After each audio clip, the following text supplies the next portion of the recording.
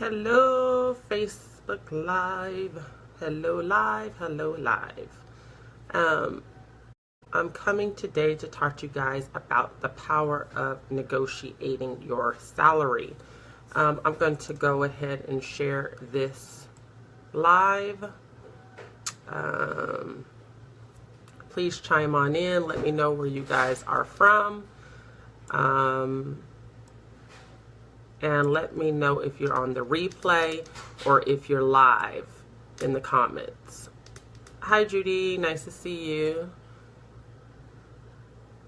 All right, so I'm going to be sharing this out. And a lot of people have asked me about this, so I felt that this was a great topic to talk about.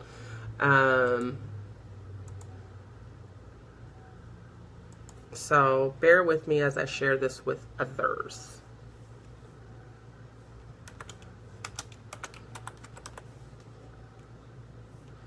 How are you doing, Judy? This fine Sunday. I hope you're getting ready for your work week.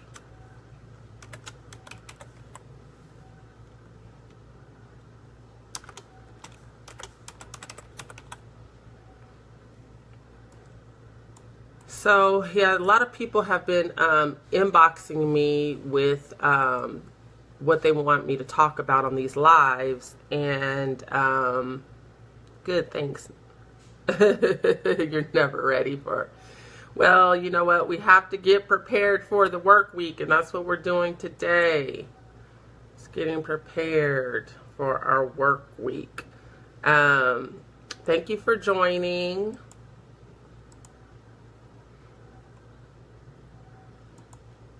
Okay, I'm going to share in a couple of groups. Hold on with me.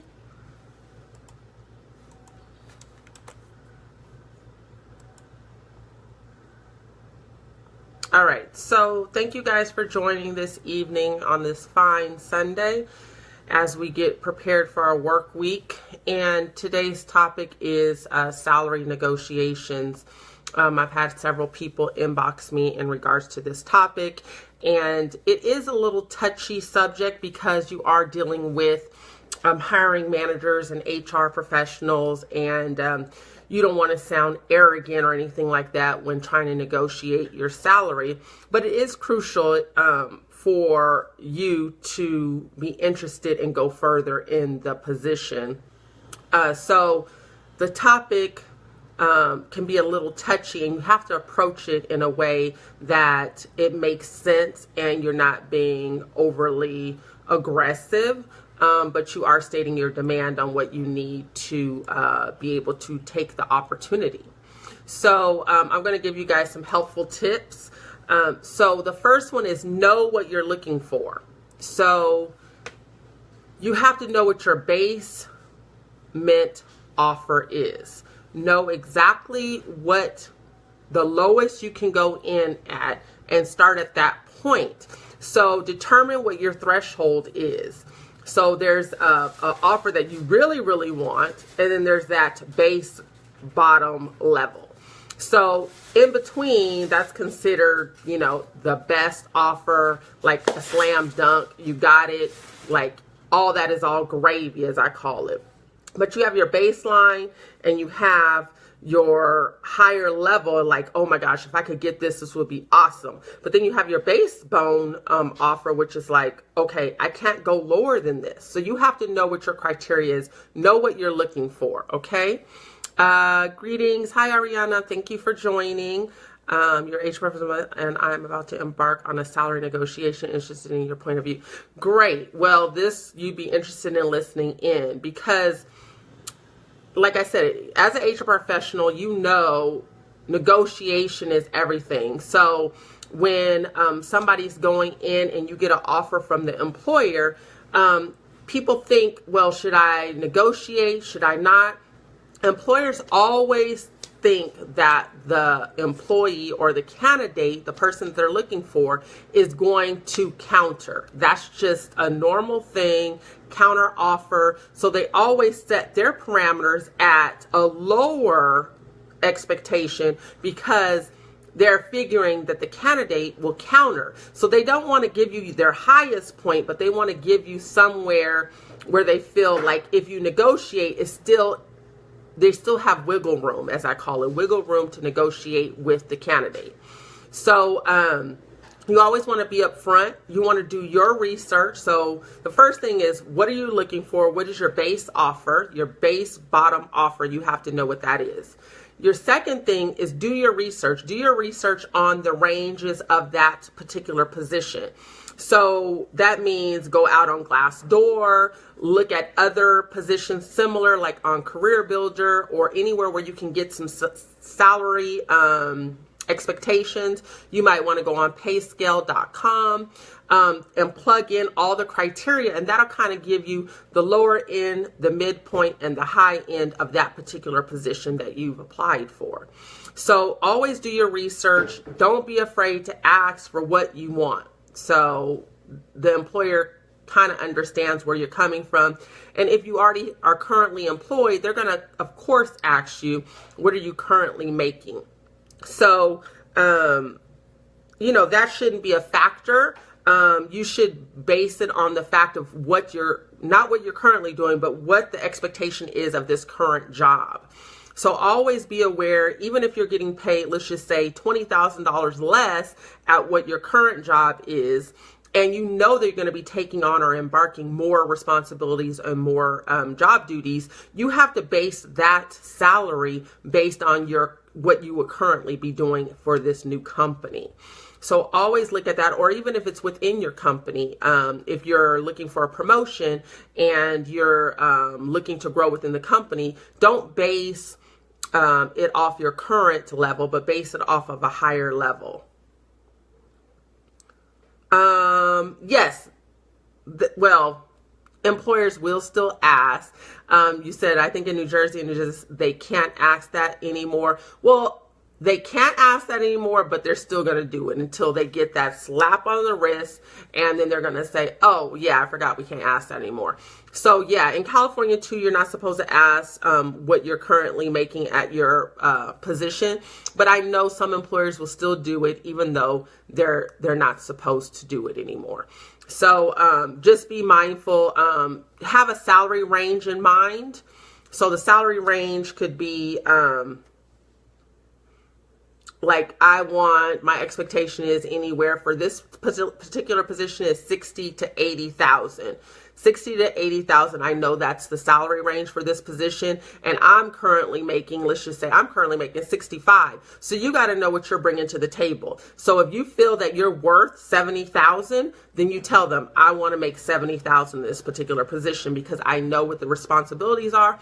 I know what my skill set is and what I'm bringing to the organization. So, yes.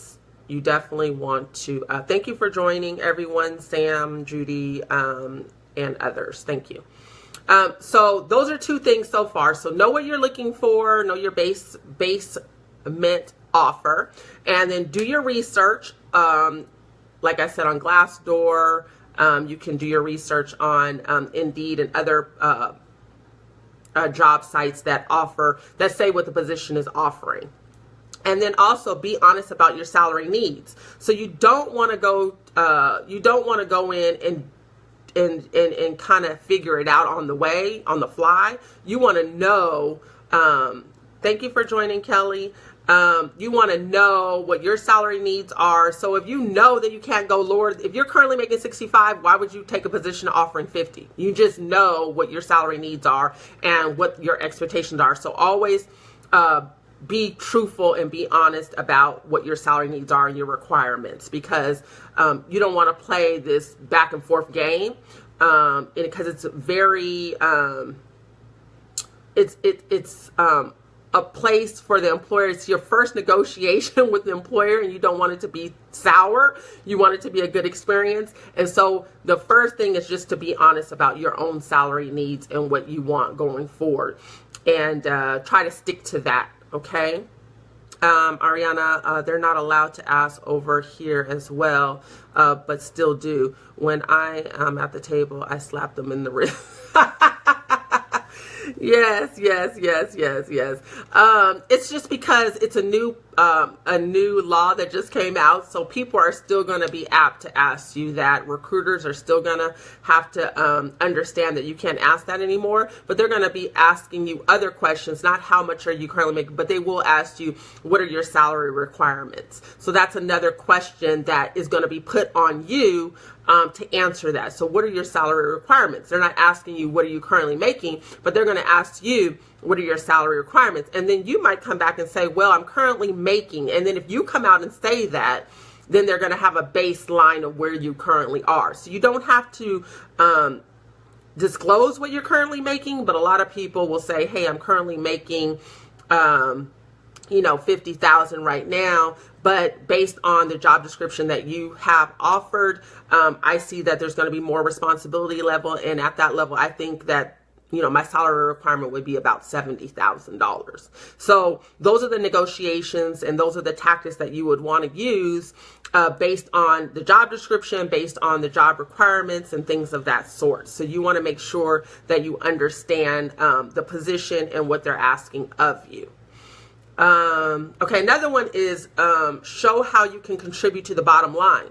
So you want not only like you're looking at their job requirements and you're looking at their job description, but you also want to say, hey, this is what I'm bringing to the organization. I'm bringing strong skill sets in communication. I'm bringing customer service. So everything that you're bringing, your attributes to the organization, you want to highlight that and make sure that they understand what they're getting for that dollar amount. So I have strong leadership skills, whatever it is, you want to make sure you highlight all of those things so they can say, this is, Jane Doe's skill set, and this is what she's bringing to the organization. And yes, I can see the value and the worth in this person. So also, don't be afraid to speak up if they offer you lower than what your expectation is. You definitely want to have them recognize how you stand out against the rest of the competition. In general, when it comes to pay raises, if you're with the organization already and you're up for your performance, let's just say your performance review, and they're only offering you 2% and the max contribution is 5%, you want to outline why I'm not getting the 5%. And don't be afraid to speak up. This is your only time. Usually reviews are annually, so this is your time to highlight everything that you've done for the organization and why you should be considered for the top of the pay increase. And how do you exceed over the rest of your coworkers and the rest of the employees at the organization. Thank you for joining. So definitely highlight what you bring to the table and don't be afraid to speak up, because you may only get one opportunity to highlight and express why you should be considered for a higher range of salary. Okay, and then also, don't wait for the employer to mention salary. You want to bring that up, and not maybe in the first interview, but you want to bring it up maybe if you've been considered for a second comeback for an interview. You want to bring up what your salary target is or your salary range is and your expectations for your salary. So you want to say, hey, I want to know what this position, what the salary range is, and what will I be considered for this position? Because at the end of the day, we don't want to waste time. And if you have a set mind or a set milestone as, 50 grand, and they're only offering 35 for this position, and that's the highest that they'll go, you're just wasting your time and you're wasting the employer's time if you have an expectation and they're not able to meet that. So, and it's just being fair, it's being honest, and I think that's the best way to be. So, making the first offer is okay. But there is a way, and it's very delicate in the way that you express what you want to get paid. So don't make demands is another one. One of the tips, don't make demands when asking for a particular salary. You want to be very diplomatic and just say, hey, I I was wondering what this salary range was, because currently I'm making this and I would like to be considered for this amount. And I hope that fits within your salary band. And that is very fair to say. And especially if you've been considered as like maybe the top 3 candidates, you definitely want to start that conversation so it's not a surprise at the end. And then sometimes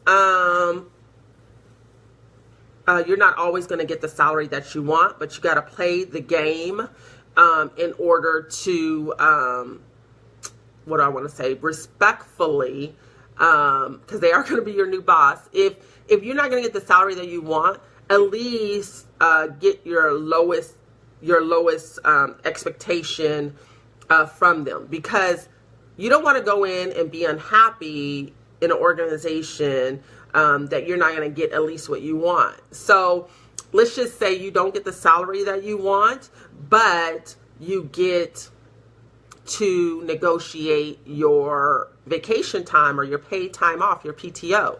So that'll be something else that you can negotiate. So if they only offer 40 hours of vacation, and then you at least get the bottom of the bandwidth for your pay, you can say, well, you know, you're offering me 40 hours of PTO. Is there any way I can get 2 weeks? Can I get 80 hours of paid time off, vacation time? And then they can be able to consider that as an option. So always look at that as another way to bargain, is using your paid time off as an option to negotiate.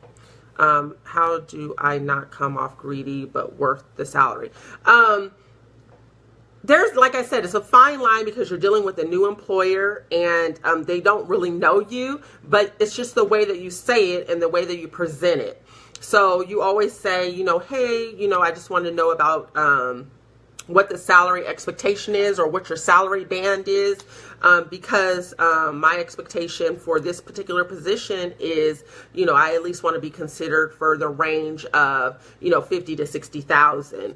And based on the qualifications that I bring to the table and based on your job requirements, I feel that it's a perfect match. Can you help me understand if that is within if that's within your pay range, if you are considering a $50,000 to $60,000 range?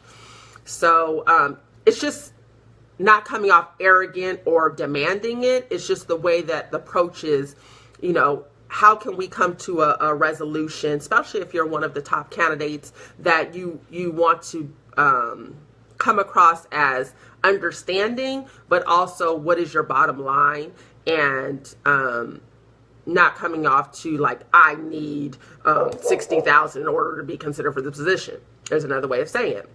You know, I see that I meet the qualifications for this position, and I was wondering what your salary range was. And if they come back and say, well, our salary range is 50 to 60, and you want to know, how do I get closer to the higher range in this particular position? Because I feel that I bring, you know, X, Y, Z to the corporation or to the company. And I feel that I'll be a great match for the company. And how can I get to the higher band of this position, or what exactly do you need to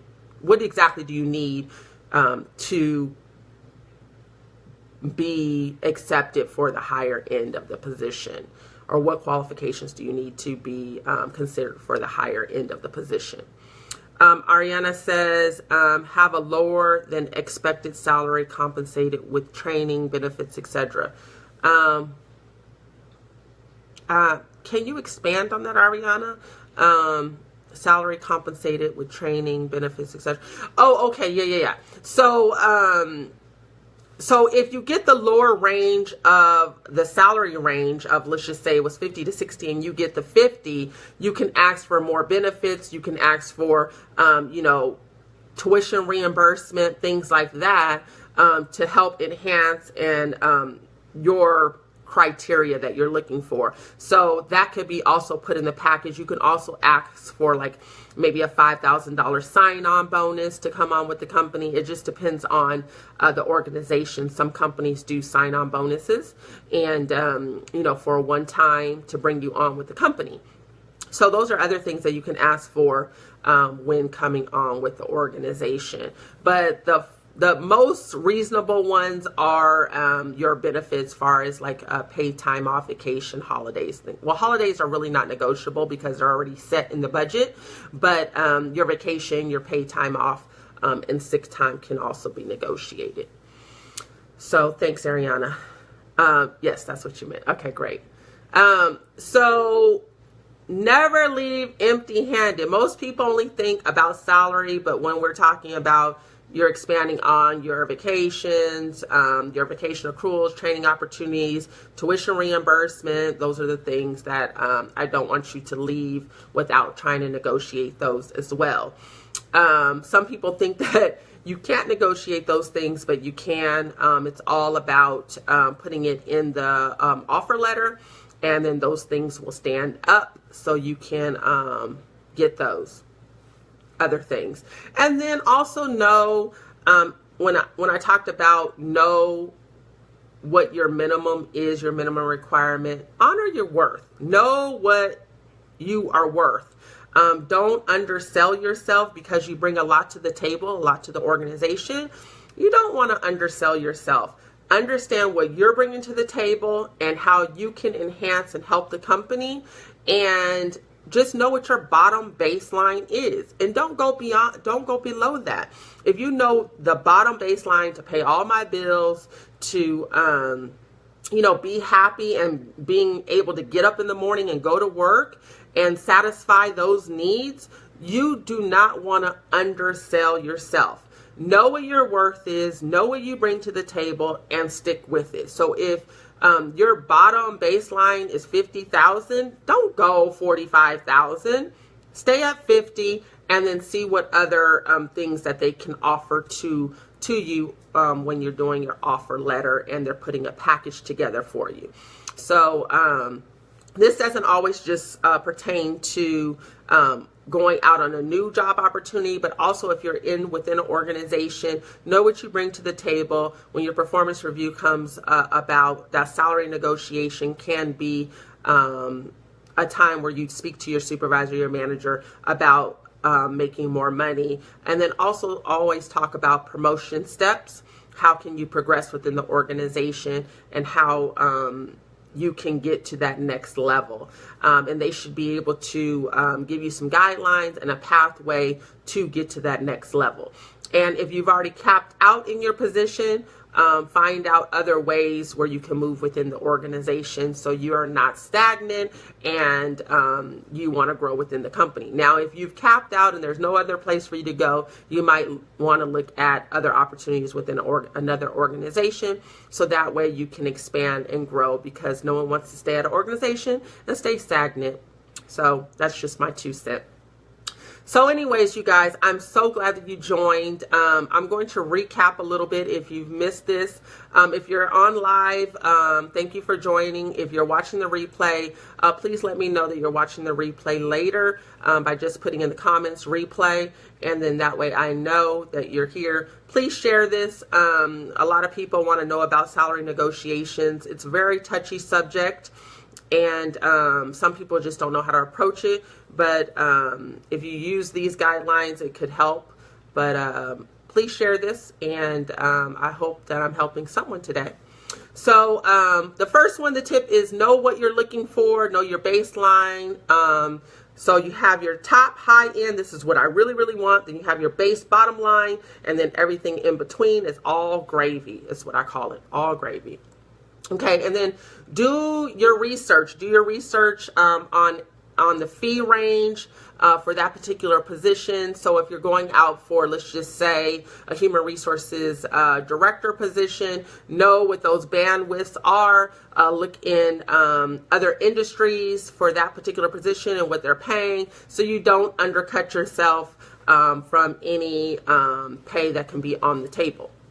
And then be honest about your salary needs. Be upfront with the interviewer, and affirm that you are seeking the best opportunity and what you're bringing to the table and what your salary needs are. Show how you can contribute to the bottom line. That's where you outline and highlight your areas of expertise and what you bring to the table. Customer service skills, whether it's accounting, payroll, human resources skills, all of the things, your attributes that you're bringing to the company, highlight those so they can see that you are worth this amount that you require. And then speak up. Don't be ashamed or don't be afraid to speak up to what you're looking for.